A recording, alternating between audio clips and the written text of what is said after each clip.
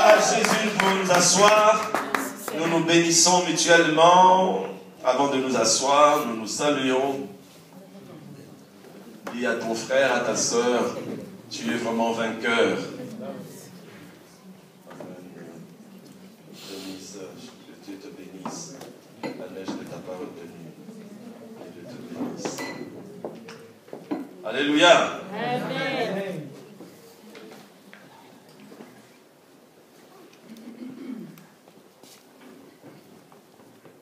Je prie que Dieu se souvienne de vous pour ce jour où vous n'avez pas regardé le temps, mais vous avez élevé encore votre bannière et vous êtes venus célébrer Dieu ensemble. Amen. Amen. Nous sommes toujours dans ce que nous avons commencé sur l'Alliance. Et à plusieurs reprises, nous l'avons déjà dit, d'autres qui sont passés ici devant l'ont dit, que notre Dieu marche, fonctionne par alliance. Et l'alliance que Dieu établit, ce n'est pas quelque chose qui a commencé avec Abraham. Mais quand Dieu a parlé à Abraham, il a comme si officialisé, il nous a fait entrer dans cette bénédiction, dans cette alliance de bénédiction au travers de notre Père de la foi, Abraham. Aujourd'hui, nous allons toujours parler de cette alliance, mais une autre alliance que Dieu a traité avec l'homme. Prenons Ésaïe 53, qui sera notre texte de base, avant de continuer. Je lirai dans Ésaïe 53, je vais faire la lecture depuis le premier verset. Je crois que je vais m'arrêter au verset 6. Je commence ma lecture au nom de Jésus. Qui a reconnu le bras de l'Éternel? Il s'est élevé devant lui comme une faible plante, comme un rejeton qui sort d'une terre desséchée. Il n'avait ni beauté ni éclat pour attirer nos regards, et son aspect n'avait rien pour nous plaire. Méprisé et abandonné des hommes, homme de douleur et habitué à la souffrance, semblable à celui dont on détourne le visage. Nous l'avons dédaigné, nous n'avons fait de lui aucun cas. Cependant, ce sont nos souffrances qu'il a portées. C'est de nos douleurs qu'il s'est chargé. Et nous l'avons considéré comme puni, frappé de Dieu et humilié. Mais il était blessé pour nos péchés, brisé pour nos iniquités. Le châtiment qui nous donne la paix est tombé sur lui. Et c'est par ses meurtrissures que nous sommes guéris. Nous étions errants tous comme des brebis. Chacun suivait sa propre voie. Et l'Éternel a fait retomber sur lui l'iniquité de nous tous. Amen. Amen. J'avais dit dans la dernière intervention que dans l'alliance, il y a un aspect de restauration. Dans l'alliance, il y a l'aspect de restauration. Et nous avons expliqué à peu près la restauration, c'est faire revenir quelque chose à son état initial. Nous voyons, surtout dans ce pays, c'est rare qu'ils détruisent un building. Ils ajoutent couche sur couche, ils restaurent les bâtiments, ils restaurent, vous voyez, un immeuble qui a été construit en 1902, qui aujourd'hui a l'aspect d'un nouvel immeuble, non pas parce qu'ils ont détruit, reconstruit, mais parce qu'ils l'ont restauré. Ils ont donné à cette habitation, à cet immeuble, son aspect initial. On restaure aussi des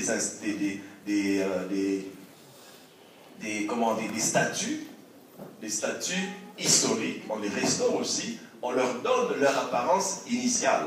En nettoyant, il y a des sociétés qui sont là, il y a des gens qui sont là, ils sont spécialisés dans la conservation des œuvres d'art ou dans des immeubles ou des statues.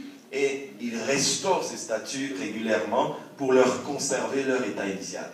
Alors, dans l'alliance, il y a cet aspect aussi de la restauration. Parce que souvenons-nous que, avant, Dieu avait créé l'homme. Quand Dieu a créé l'homme, quand Dieu a créé l'homme, après, l'homme a chuté. Et quand l'homme a chuté, Dieu, le plan de Dieu, le plan initial de Dieu n'avait pas changé. Dieu avait un plan pour l'homme, c'est-à-dire toi et moi. Dieu avait un plan initial. Et quand ce plan a été dévié, détourné par le diable, Dieu maintenant devait tout faire pour ramener l'homme dans le plan initial. Et pour amener l'homme dans le plan initial, Dieu a commencé à y aller étape par étape. Et c'est par là maintenant que Dieu a commencé à traiter des alliances avec l'homme. Nous avons déjà parlé en ces lieux de la première alliance, qui était l'alliance que Dieu avait passée avec Adam dans le jardin. Dieu a passé une alliance avec Adam, c'était la première alliance. Nous pouvons le prendre dans Genèse déjà. Pour ceux qui veulent écrire, vous prenez déjà Genèse 1, versets 27 et 28. Genèse 1, 27 et 28. Ce sont des versets que nous allons utiliser en continuant. Genèse 1, 27 et 28. Genèse 2. Genèse 2, 15 à 16. Genèse 2, 15 à 16. Le premier, c'était Genèse 1, 27, 28. Et l'autre verset, c'est Genèse 2, 15 à 16. Lisons d'abord Genèse 2. Genèse 2, 15, 16. Genèse 2, 15, 16. C'est là où Dieu établit sa première alliance avec les hommes. Genèse 2, versets 15 et 16. Dans ma version, il est écrit ceci. Dieu dit à l'homme, Dieu prit l'homme et le plaça dans le jardin d'Éden pour le cultiver et pour le garder. L'Éternel donna cet ordre à l'homme. Tu pourras manger de tous les arbres du jardin, mais tu ne mangeras pas de l'arbre de la connaissance du bien et du mal, car le jour où tu mangeras, tu mourras certainement. Prenons maintenant Genèse 1, que j'avais donné, 27-28. Genèse 1, 27-28, la parole de Dieu dit ceci. Dieu créa l'homme à son image, il le créa à l'image de Dieu, il le créa l'homme et la femme. Dieu les bénit et Dieu leur dit, soyez féconds, multipliez, remplissez la terre et assujettissez-la, et dominez sur les poissons de la mer, sur les oiseaux du ciel et sur tout animal qui se meut sur la terre. Ça, c'était l'alliance de base de Dieu.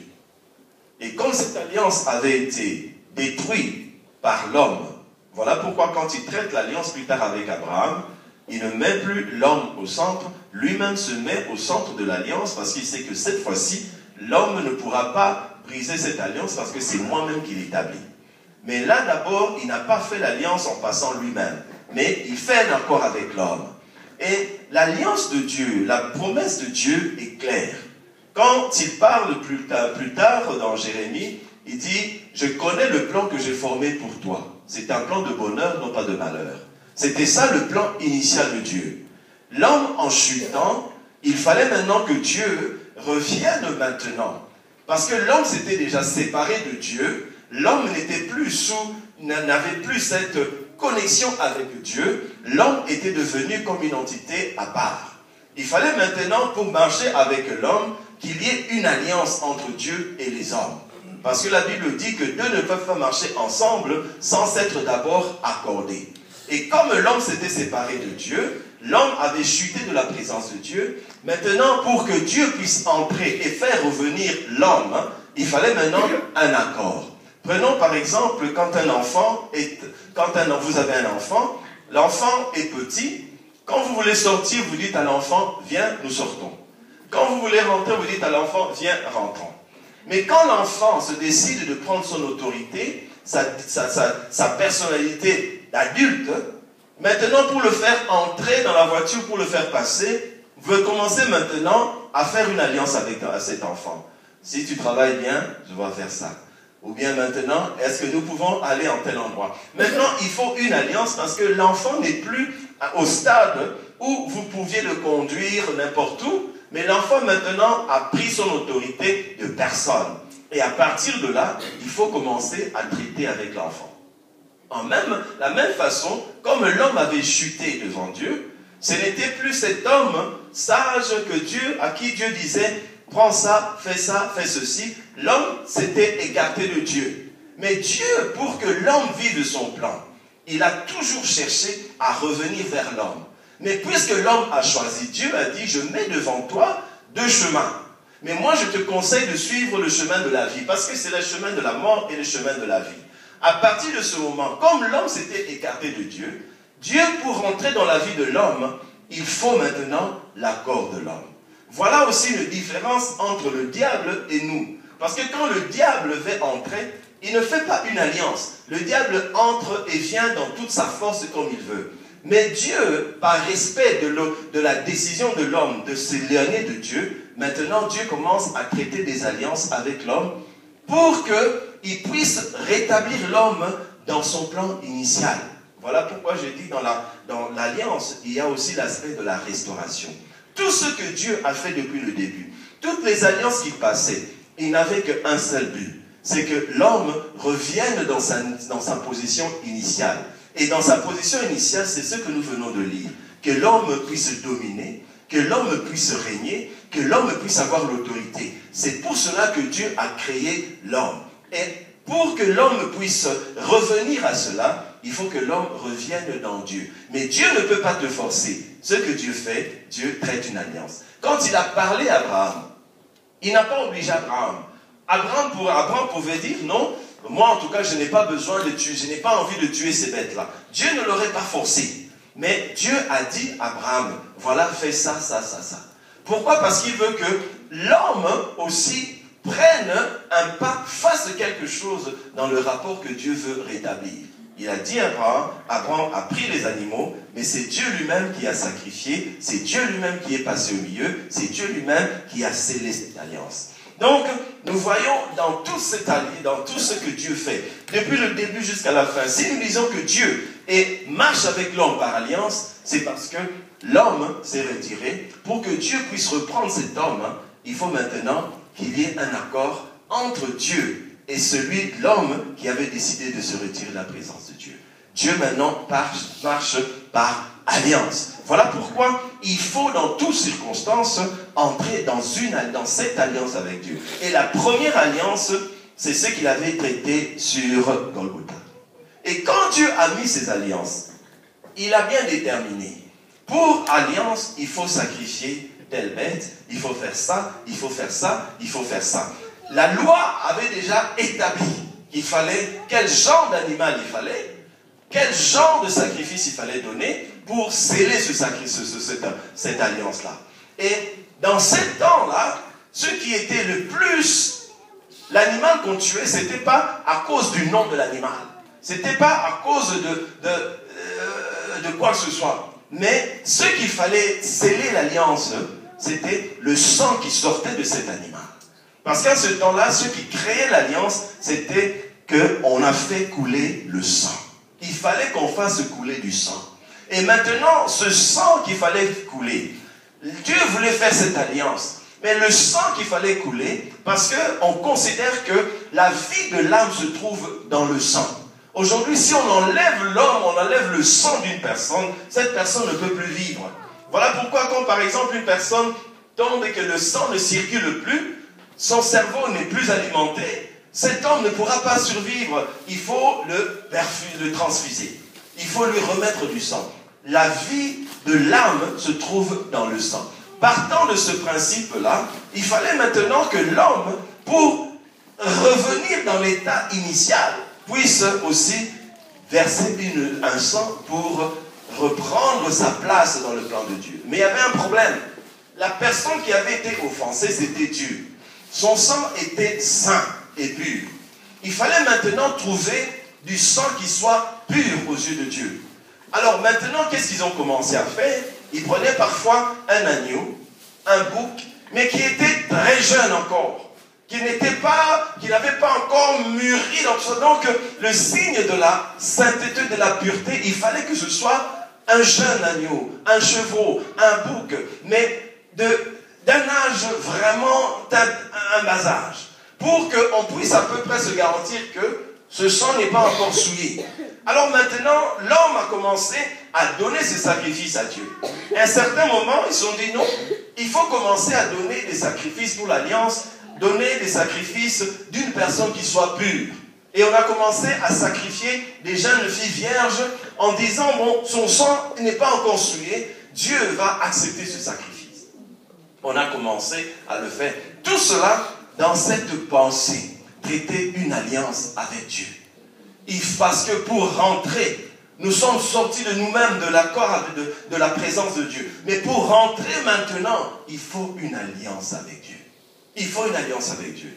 Et Dieu a commencé à faire cette alliance. Il a fait cette alliance d'abord dans le jardin d'Éden, et il a continué, après des générations, il commençait toujours par établir une alliance. Alors quand nous entrons, maintenant, tout ce qui était en train de donner, c'était l'image de quelque chose qui devait arriver pour sceller une alliance à laquelle Dieu voulait arriver. Les hommes ont essayé de donner à Dieu ce qui était pur. Mais tout ce qu'ils donnaient à Dieu n'était pas réellement pur.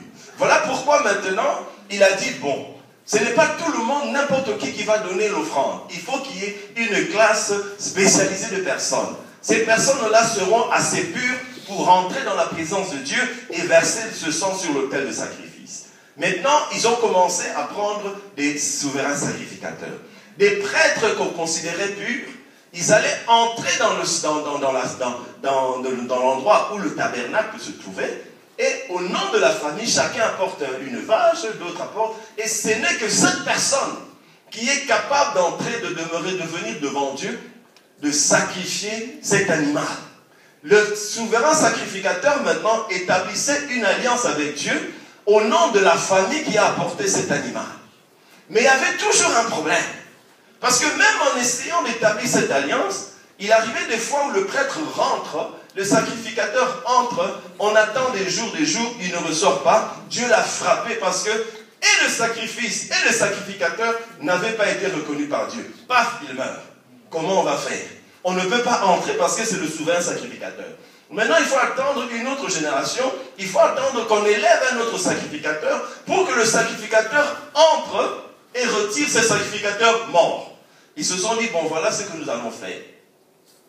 Tout souverain sacrificateur qui entre pour le sacrifice, puisqu'on ne sait pas comment il va ressortir, on va lui attacher une corde à la taille. Il va entrer. Parce qu'on ne sait pas s'il sera vivant à la fin du sacrifice. Il va entrer. Alors nous gardons cette corde-là derrière, à l'arrière. Quand le temps de sacrifice est passé, qu'il ne sort pas, tirez. Et souvent quand il tirait, il y avait un cadavre. Donc il avait sacrifié, mais Dieu n'avait pas accepté le sacrifice. Paf, il le frappe, et son sacrifice, et le sacrificateur, Dieu n'a pas reçu. Mais le sacrifice peut rester parce que c'est un animal tué. Mais l'homme, il fallait le retirer. Alors ils ont commencé à mettre les cordes, on retirait, et beaucoup de sacrificateurs commençaient à sortir morts. Alors moi je comprends pourquoi le nombre de sacrificateurs aussi a commencé à diminuer. Parce que chacun se disait, je vais entrer, je ne sais pas comment je sortirai. J'entre les pieds en marchant, mais je risque de sortir les pieds en avant.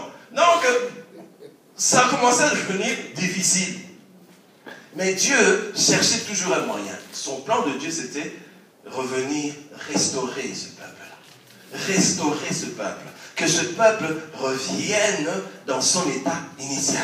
Que mon peuple reprenne place dans le sacrifice, dans la place, dans le lieu où j'avais établi. Parce que le plan de Dieu est clair. Je veux que tu sois béni, je veux que tu prospères. C'est ça le plan de Dieu. Le plan de Dieu, c'est que tu prospères. Le plan de Dieu, c'est que tu sois dans une position d'autorité, que tu domines. C'est à ça que nous avons été créés. Pour dominer, pour régner. C'est à ça que nous avons été appelés. Mais maintenant, pour régner comme cela, il faut que Dieu revienne en nous. Et c'est par l'alliance que Dieu essaie d'établir cela.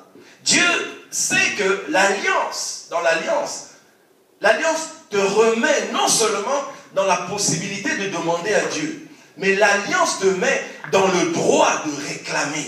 Parce que quand nous prions, parfois nous prions comme des mendiants, nous supplions, nous demandons. Mais l'alliance te donne le droit de réclamer. Le droit de réclamer. Parce que, vous savez, il y a des endroits où nous allons, nous n'avons pas le droit de réclamer. On te donne ce que tu veux, ce qu'ils veulent. On te donne ce qu'ils veulent donner. Mais dans l'alliance, ce n'est pas ce qu'ils veulent te donner. Dans l'alliance, tu as le droit de réclamer. Et c'est là maintenant que le diable sait.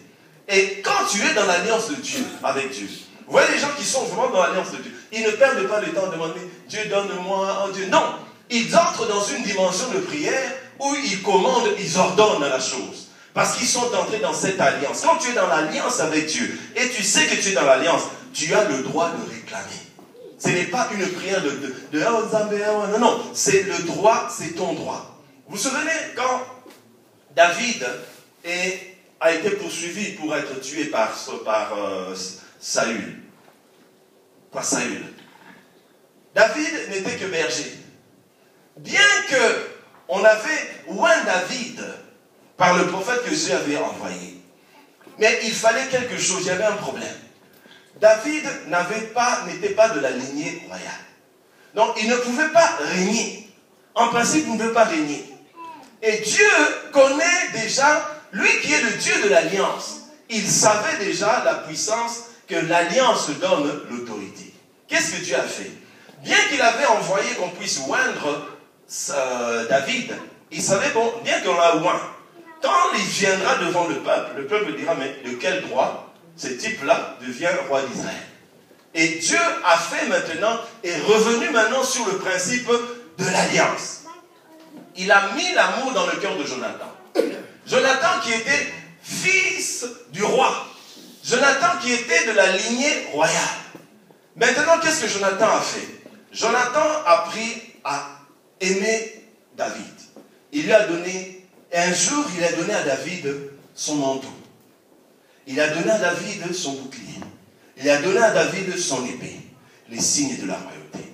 Rien que le fait qu'il ait passé un accord, une alliance avec David, David maintenant est entré en plein droit. Il pouvait réclamer la royauté. Donc il avait l'onction. Mais comme il n'était pas de la lignée, il fallait une certaine alliance quelque part pour qu'il entre dans la famille royale. Et Dieu qui avait oint David, il restait maintenant que le monde puisse reconnaître qu'il est de la famille royale, l'alliance. Voilà pourquoi maintenant, quand nous sommes d'une alliance avec Dieu, nous entrons dans la famille royale. Non pas comme des mendiants, mais nous avons maintenant le droit de réclamer, de demander, de commander. Parce que nous sommes entrés dans l'alliance et nous sommes maintenant acceptés comme enfants de la famille de Dieu. Voilà pourquoi la Bible nous dit que nous sommes co-héritiers avec Christ. Nous sommes héritiers de Dieu. Pourquoi? Parce qu'il y a eu une alliance. C'est de cette alliance dont nous parlons aujourd'hui. Et après cela, Dieu, dans l'alliance avec Abraham, dans l'alliance avec les autres, il n'y avait que le même but. Les choses changeaient. Les façons des choses, de faire les choses changeaient. Mais la base était la même. Dans l'alliance de Dieu, Dieu vise une chose, rétablir son peuple. Dans l'alliance que Dieu traite avec son peuple, il y a la promesse qui est là. Il y a la chute de l'homme qui est ici. Il y a maintenant l'homme qui doit retourner dans son plan initial est là. Il faut maintenant amener l'homme à retourner dans cette disposition de Dieu. Et dans toute alliance, ce que Dieu vise, c'est de revenir, de faire revenir l'homme à l'alliance, pour que l'homme puisse vivre ce que Dieu a planifié pour lui. Alors maintenant, Dieu, voyez la progression de Dieu. Quand vous lisez comme les Écritures, vous voyez la progression dans le plan de Dieu. D'abord, il y avait des boucs, il y a eu des moutons, des pigeons, et on a sacrifié ça. Après, ils ont commencé à sacrifier des vies humaines. Et là, c'était vraiment au début. Maintenant, Dieu arrive avec Abraham. Il dit, bon, nous allons faire l'alliance. Mais ce n'est pas toi qui vas parler C'est moi qui vais maintenant entrer entre les deux animaux. Donc, nous voyons déjà une évolution dans la façon de Dieu de faire comprendre à l'homme. Dieu savait déjà où il allait. Mais l'homme ne pouvait pas comprendre. Alors Dieu commence d'abord avec les animaux. Les vaches, les boucs, les biches, les animaux, les oiseaux. Et après, Dieu entre lui-même et donne maintenant l'alliance, une différence. Et il traite l'alliance. Maintenant, nous entrons dans le Nouveau Testament, là où nous sommes. C'est de cette alliance dont nous venons de parler, nous sommes en train de parler, et nous avons lu dans le livre, j'avais dit, Ésaïe 53. Qu'est-ce que Dieu fait? Il dit maintenant, ce n'est plus les vaches, ce n'est plus les animaux. Maintenant, ce n'est même pas moi qui interviens à un certain niveau. Dieu maintenant, il se choisit un homme. Dieu se choisit quelqu'un qui a la pureté de Dieu. Parce que les sacrificateurs, beaucoup sont morts. On apportait des agneaux, je ne sais pas s'ils n'étaient pas bons, mais Dieu refusait. Il fallait maintenant à l'homme un sacrifice que Dieu va accepter, que Dieu va agréer. Dieu se dit maintenant, au lieu de leur donner quel animal à prendre, au lieu d'intervenir seulement en passant par les animaux, je vais me choisir maintenant un sacrifice de l'alliance que moi-même je vais accepter. Il choisit maintenant, les critères restent les mêmes. Il faut qu'il soit sans tache. Il faut que ce soit un agneau jeune. Il faut que ce soit un agneau pur. Alors, c'est pour cela que nous voyons en Jésus, tous ces critères-là se réalisent. Il est un jeune homme. Dans sa vie de force, il est là. Il est maintenant pur. Il ne connaît pas le péché. Dieu se trouve maintenant un sacrifice pour l'alliance. Bon, maintenant, il faut que le sacrifice soit offert par un sacrificateur. Dieu se dit, les sacrificateurs sont entrés, beaucoup sont morts. Maintenant, Dieu, je vais moi-même être le sacrifice et le sacrificateur. Donc, je vais moi-même m'immoler et moi-même, je vais être je ne sais pas si on dit l'immolateur ou bien, je vais moi-même sacrifier et être le sacrifice. Parce que, vous savez, quand Dieu commence à entrer dans la vie d'un homme, quand il avance, plus il s'avance, plus le côté humain diminue et le côté humain diminue, le côté divin grandit. Donc plus Dieu s'approche de toi pour agir, il faut que voilà pourquoi on dit Seigneur que je diminue afin que toi tu croisses. C'est comme ça que Dieu travaille. Plus il intervient dans la vie de l'homme, pour qu'il y ait plus de liberté, il faut que lui soit plus et toi moins. Voilà pourquoi Dieu, dans l'alliance, a commencé à diminuer l'intervention de l'homme. Il a enlevé les animaux, il a enlevé les sacrificateurs, il est entré lui-même de loin. Et finalement, il ne fait plus de loin.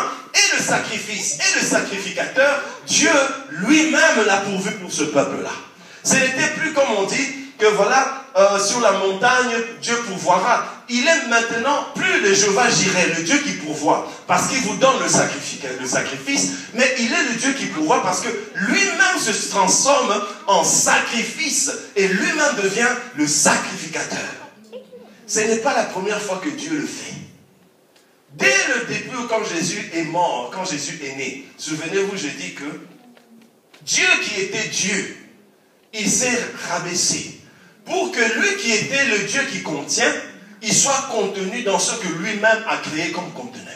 Non, et voilà que maintenant, il refait encore la même chose. Il se livre, le seul sacrifice humain que Dieu a accepté, c'est Jésus. Pourquoi? Pour une alliance éternelle. Pour une alliance éternelle. Et maintenant, quand le texte que nous sommes, sur lequel nous sommes, Dieu est en train maintenant de nous parler de... Nous voyons maintenant les points de l'alliance dans Ésaïe 53. C'est là maintenant que le bénéfice, c'est ça maintenant que le point de la restauration attaché à l'alliance maintenant devient clair. Lisons à partir du verset 4. Dieu dit ceci. Cependant, parce que quand il a été sacrifié, il n'avait plus l'apparence humaine. Quand il a été sacrifié, la douleur, la souffrance était telle qu'on ne reconnaissait plus cela. On ne reconnaissait plus. Alors, Mais les gens disaient, oh, il est maudit. Mais non, il n'était pas maudit, il n'est pas renvoyé par Dieu. C'est l'alliance qui est en train de porter et de manifester ces raisons d'être. Il dit au 4, cependant, ce sont nos souffrances qu'il a portées. C'est de nos douleurs qu'il s'est chargé et nous l'avons considéré puni, frappé de Dieu et humilié. Dans cette alliance, Dieu te donne le droit de chasser, Dieu te donne le droit de repousser tout ce qui est souffrance. Dieu traite son alliance avec toi. Et dans son alliance, ta restauration, le premier point ici dans Ésaïe, le premier point maintenant, Dieu te restaure par rapport à tes souffrances. Il a pris tes souffrances pour que toi, tu ne souffres plus de ces souffrances-là.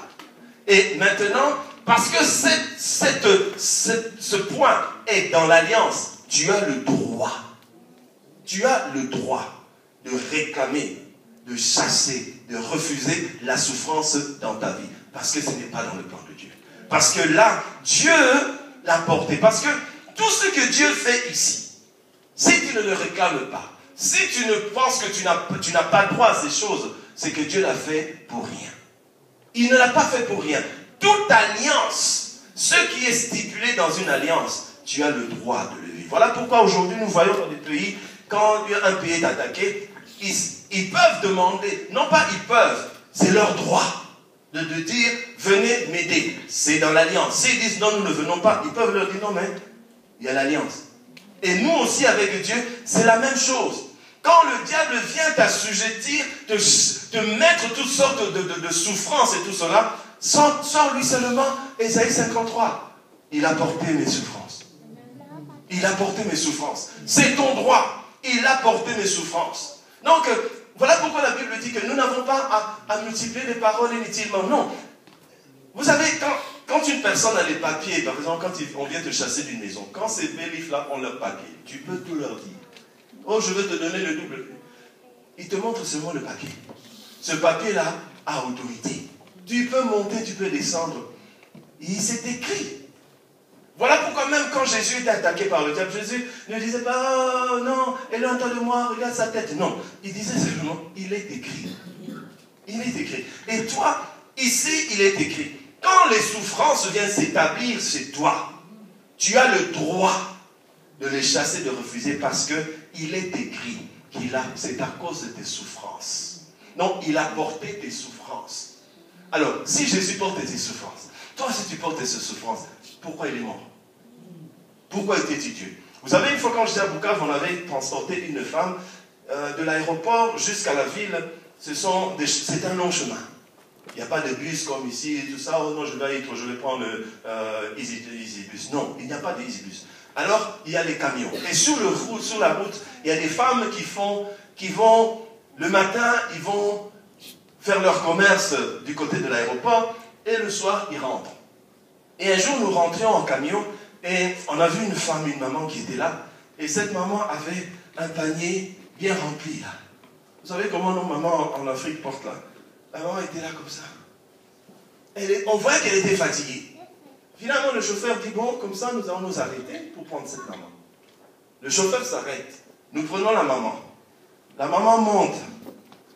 On lui dit, maman, non, laissez-moi. C'est mon panier. Et elle est montée. Elle s'est assise. Avec son panier là. Ah, mais on disait, mais maman, nous avons pris ton fardeau. Mais elle a gardé son c'était vraiment lourd. Elle le gardait là, dans la voiture, dans le camion, assis, mais avec son fardeau. C'est comme quelqu'un à qui Christ a déjà pris toutes les souffrances. Mais toi, tu trouves normal de vivre encore avec ces souffrances. Oh non, c'est peut-être la croix que Jésus... Non. La Bible est claire. Il a pris tes souffrances. C'est à cause de ces souffrances qu'il est mort. Alors finalement, on a dit à sa maman, on s'est arrêté, on dit, maman, descends. Parce que ça ne sert à rien d'essayer de te soulager si toi-même tu ne veux pas qu'on te soulage. Donc ça ne sert à rien que Jésus soit mort si toi tu ne crois pas que ces souffrances sont sur lui et tu ne peux pas demeurer dans cet état. Ça, c'est l'évangile de Dieu. Les souffrances peuvent venir. il a souffert. Cela peut venir, mais ne peuvent pas s'établir dans ta maison. Ils prennent le temps, ils vont dans la cuisine, ils vont dans la chambre, ils vont dans les armoires, ils vont dans tes finances, ils s'établissent. Tu dois même leur demander parfois l'autorisation d'être bien avant. Non, la souffrance, les souffrances, la Bible dit, c'est de nos souffrances, de nos douleurs qu'il s'est chargé. C'est ça un élément de ton alliance. Dans cette restauration, il enlève ta souffrance, il enlève tes douleurs. Il continue au verset 5. Il a été blessé pour nos péchés, brisé pour nos iniquités. Tes iniquités, tes péchés, il les a portés. Parfois tu vas dire, ah le diable, ah, je ne peux pas prier maintenant parce que comme j'étais tombé dans le péché là, ça fait seulement une semaine, donc je vais un peu attendre que Dieu oublie. Non, Dieu n'oublie pas, même si tu attends un an, Dieu n'oublie pas. Il a dit qu'il enlève ses péchés de toi. Donc, quand le diable vient et te met ces sentiments de culpabilité, c'est son rôle. Mais dis-lui. La Bible dit ailleurs que le châtiment qui me donne la paix est tombé sur lui. Donc, même la paix. Il y a des gens qui disent, ah, pasteur, il ne faut pas ce jour, je n'ai jamais la paix, je n'ai jamais la paix. Ce n'est pas de Dieu. C'est de l'ennemi. Parce que le châtiment qui nous donne la paix est tombé sur lui. Alors, si tu n'as pas la paix, pourquoi ce châtiment est tombé sur lui? Donc, c'est comme si on a vendu une marchandise, on a payé, mais on n'a pas reçu la marchandise.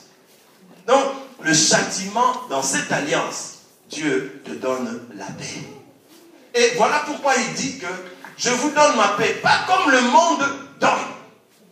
C'est une paix que personne ne peut enlever. C'est une paix qui ne dépend pas de la poste, qui ne dépend pas de ses amis, qui ne dépend pas de ceux qui sont tout autour de toi. C'est une paix, vous voyez les gens qui sont dans le Seigneur, il est dans la paix. On te dit que tel frère, telle sœur a dit du mal de toi. Il est dans la paix. On te dit que, ah, voilà, on est en train de te canner là-bas. Il est dans la paix parce qu'il a une paix qui ne vient pas de ce qui est extérieur. C'est une paix qui est au-dedans. On dit que demain, vraiment les choses seront difficiles. Cette personne est dans la paix. On dit que bon, ton chèque va arriver le mardi. Tu attends le mardi, le mercredi, le jeudi, le chèque ne frappe pas à la porte. Mais tu es dans la paix. Parce que ta paix ne dépend pas de ce qui t'arrive. Ta paix dépend de ce qui t'était arrivé sur Golgotha il y a plus de 2000 ans. Ta paix est au-dedans de toi. C'est l'acte de... Si le souci vient, tu commences à se soucier. Dis à tes soucis, à tes préoccupations, à tes problèmes. Dis-leur que le châtiment qui me donne la paix est tombé sur lui. Donc, va tourmenter. Moi, je suis dans la paix. Bien aimé, ce n'est pas facile. Certains pourraient se dire, ah, le pasteur est en train de dire, mais c'est pas facile. Je ne dis pas que c'est facile. Je ne te dis pas les choses faciles, je te dis les choses bibliques. Le châtiment qui te donne la paix est tombé sur lui. Dans son alliance, tu as le droit. Parce que Dieu est en train de restaurer et il veut que dans cette restauration, tu aies la paix. Il continue plus tard, plus loin. Il dit, un autre passage là, du châtiment, voilà, c'est au verset, toujours au verset 5. Le châtiment qui nous donne la paix est tombé sur lui. Et ce que les chrétiens aiment beaucoup. Et c'est par ces meurtrissures que nous sommes guéris. Les chrétiens aiment beaucoup ça. C'est par ces meurtrissures. Mais effectivement, aiment ça parce que c'est la parole de Dieu. Et c'est vrai. Par ces meurtrissures, nous sommes guéris. C'est-à-dire que dans l'alliance, tu as le droit. Tu as le droit de vivre la guérison et une guérison qui demeure. Ça, c'est le plan de Dieu. Ça, c'est dans l'alliance que tu as traité. Et parce que c'est ton droit, tu peux aller chez Dieu. Tu dis, c'est Dieu en tout cas. Non. Moïse et les autres disaient à Dieu, Seigneur, en tout cas, si tu ne viens pas avec nous, en tout cas, au Sananayo, nous ne sortirons pas de ces lieux. Nous ne quitterons pas ces lieux. Si tu ne viens pas avec nous, en tout cas, nous ne bougeons pas. Parce qu'ils savaient qu'ils avaient une alliance avec Dieu. Dieu avait dit, je marcherai avec vous. Je serai devant de vous. Je serai en arrière. Alors maintenant, il dit, si tu ne viens pas avec nous, Seigneur, au Sananayo. Et ici aussi la même chose. Tu peux aller chez Dieu. Parce que tu as l'alliance qui t'a fait entrer dans l'alliance de la famille de Dieu. Et maintenant, ce n'est pas n'importe quelle alliance. Ce n'était pas des boucs, ce n'était pas Abraham, ce n'était pas des pigeons, c'est Dieu lui-même. Dans un sacrifice accepté parfaitement. Dieu était sacrifice, Dieu était sacrificateur, Dieu était tout. Donc maintenant, quand tu as cette maladie, tu dois aller chez Dieu. Tu dis Dieu, non, non. Ou bien tu es Dieu, mais tu n'es pas Dieu. Cette maladie-là ne peut pas rester éternellement dans moi. Ou bien tu es mort sur la croix, ou bien tu n'es pas mort sur la croix. La Bible, Dieu, il y a certains pièges qu'il nous met lui-même. Il dit ceci, je veux que quelqu'un se mette dans la brèche et me rappelle. Est-ce que Dieu oublie? Comment encore oublier le rappeler à Dieu? Il est Dieu, il n'oublie pas. Mais lui-même dit que quelqu'un me rappelle ses promesses. Donc, quand tu es cette maladie, rappelle à Dieu. Dis à Dieu, tu as dit, par tes meurtrissures, je suis guéri. Et ce que Dieu dit, il pouvait dire, par mes meurtrissures, vous serez guéri. Il dit non, c'est un présent permanent. Donc, vous êtes déjà guéri. À partir du moment où la maladie te taquine, tu es déjà guéri. Alors, quand la maladie se joue de toi, va à Dieu, dis donc Dieu. Ou bien tu es Dieu, ou bien tu n'es pas Dieu. Ta parole dit ceci, par ses meurtrissures. Quand tu veux que je te rappelle tes promesses, moi je te rappelle Dieu. Dieu te donne ce droit parce qu'il sait qu'il a traité l'alliance avec toi. Par tes meurtrissures, je suis guéri. Réclame-le à Dieu parce que c'est ton droit. C'est ton droit. Quand tu dis que tu es de la famille royale, ce n'est pas seulement une légende, c'est une réalité. Tu entres dans cette famille, tu as plein droit. Dieu lui-même dit que tu es co-héritier avec Jésus, son fils. Pas son domestique, pas son chauffeur, son fils. Tu es co-héritier. Quand tu es co, c'est que toi et le co, vous êtes au même niveau. Donc Dieu te met à ce niveau de co. Tu es co-héritier. Donc je suis héritier avec.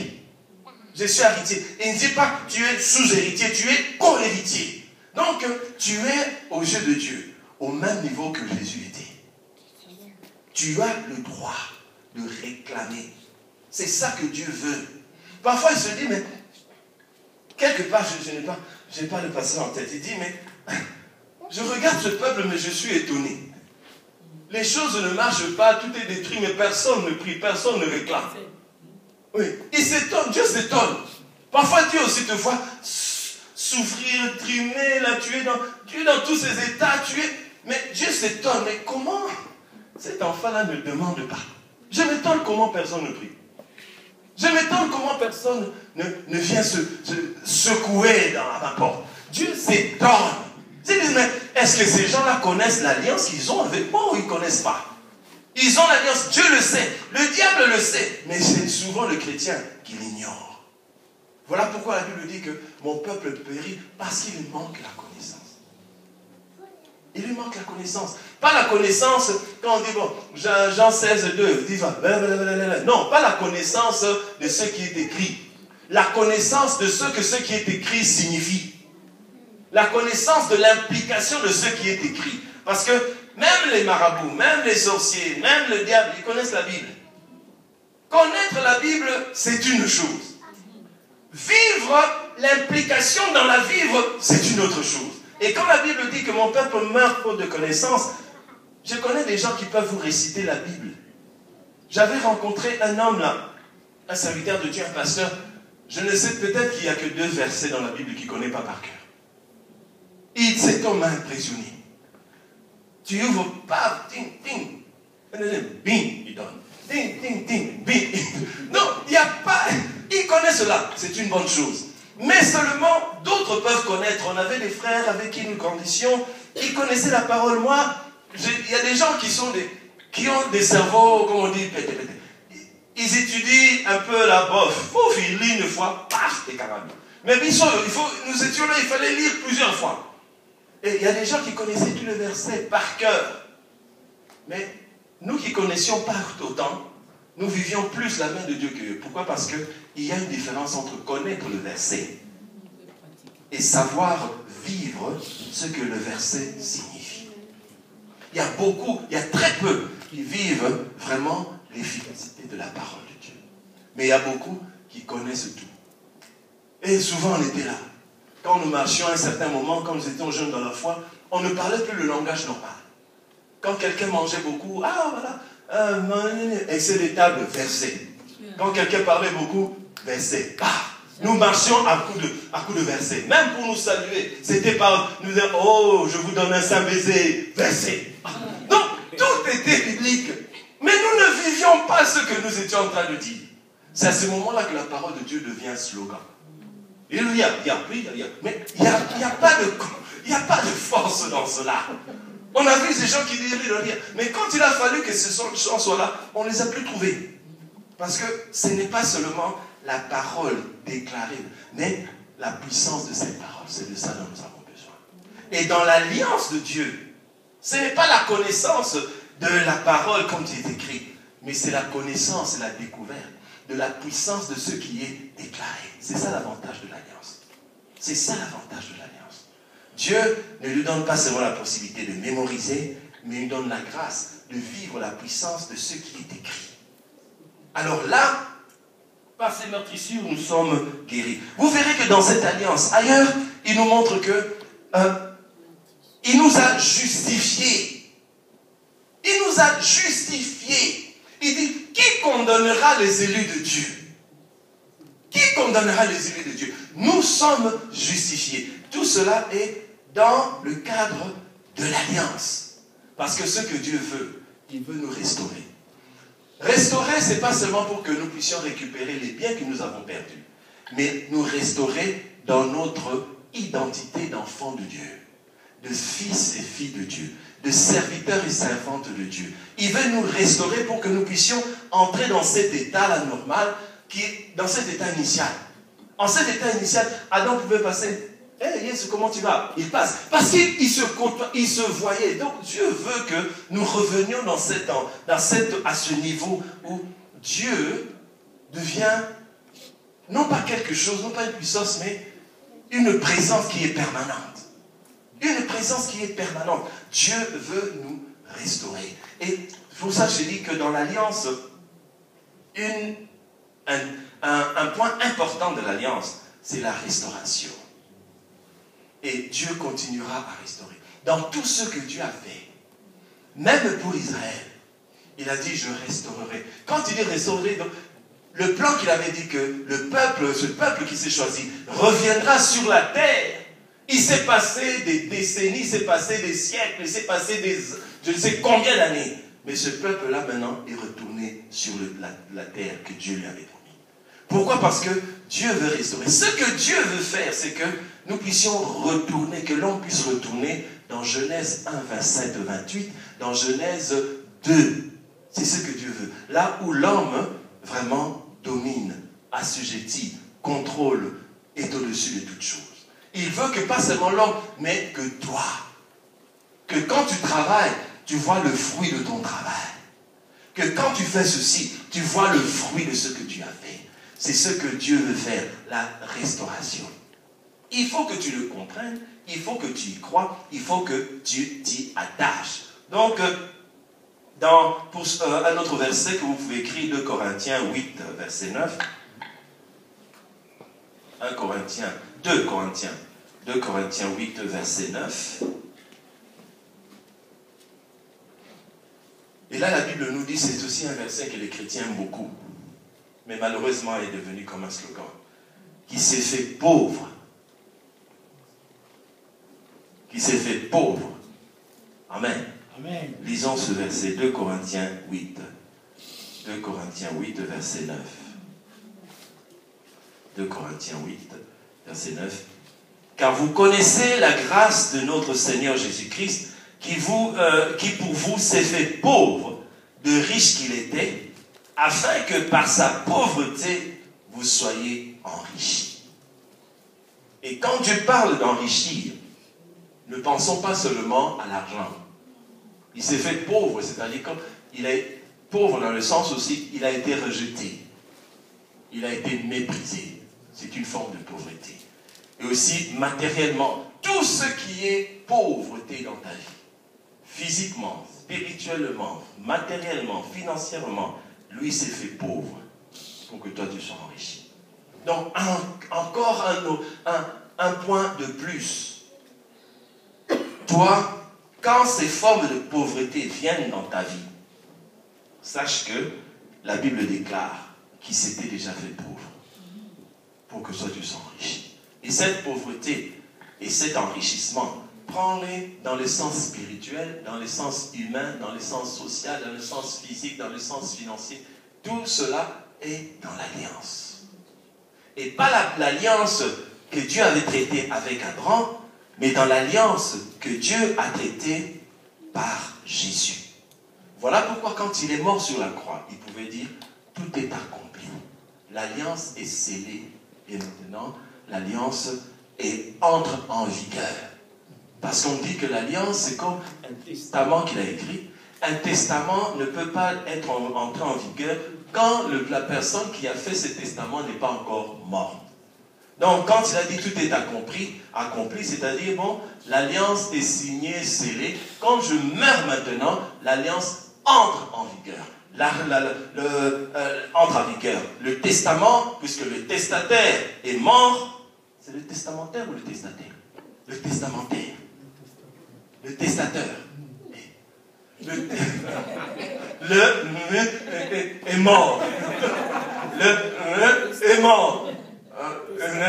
Est mort. Donc celui qui a fait le testament, bien que souvent nous voyons des gens, celui qui a fait le testament n'est même pas encore mort, ils veulent avoir l'héritage. Non. Mais avec Dieu, celui qui a fait le testament est mort. Donc le testament entre en vigueur. Tu as plein droit de réclamer ce qui te revient.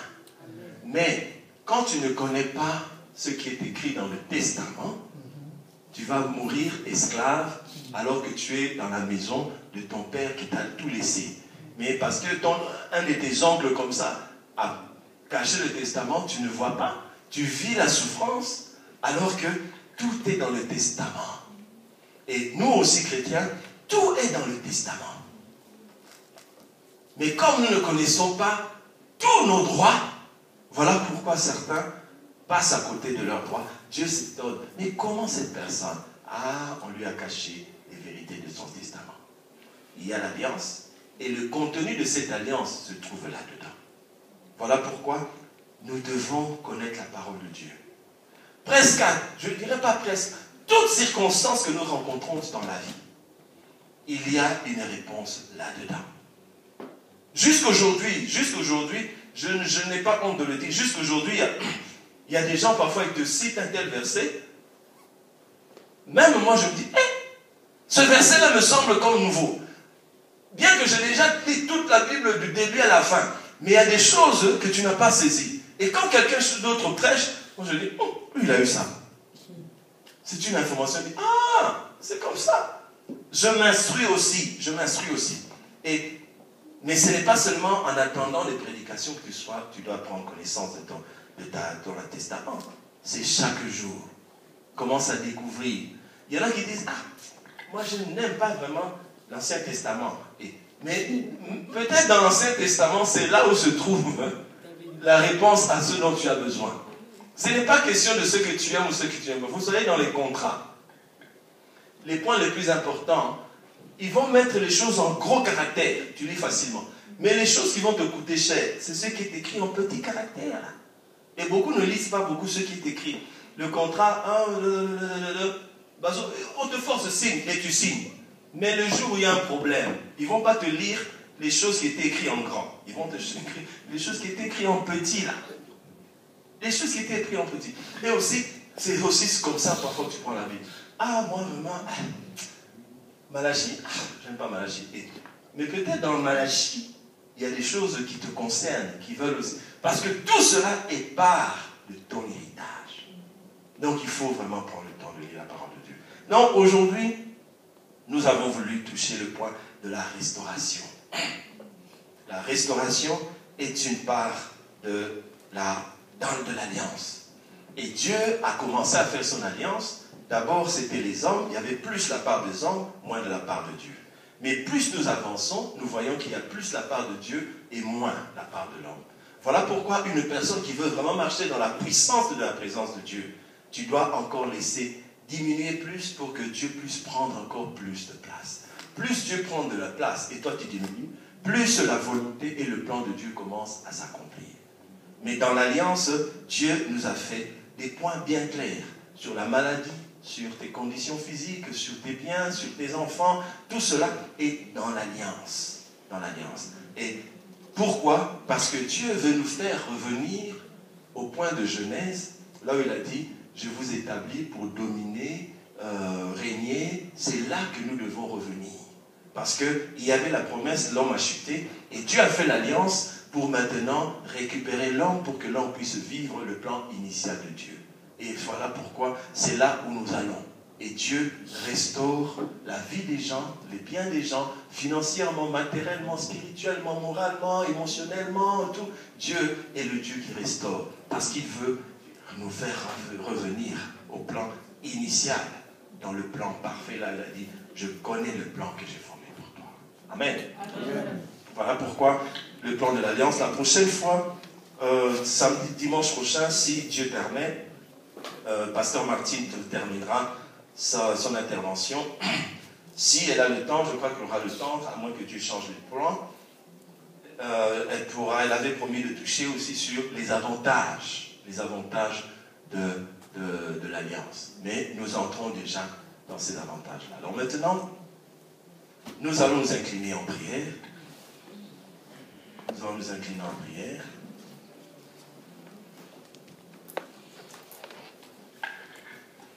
Si c'est le troisième dimanche du mois, si maman perpétue avait pu être ici, on aurait pris la Sainte Sainte parce que c'est elle qui devait l'amener. On ne pourra pas prendre aujourd'hui.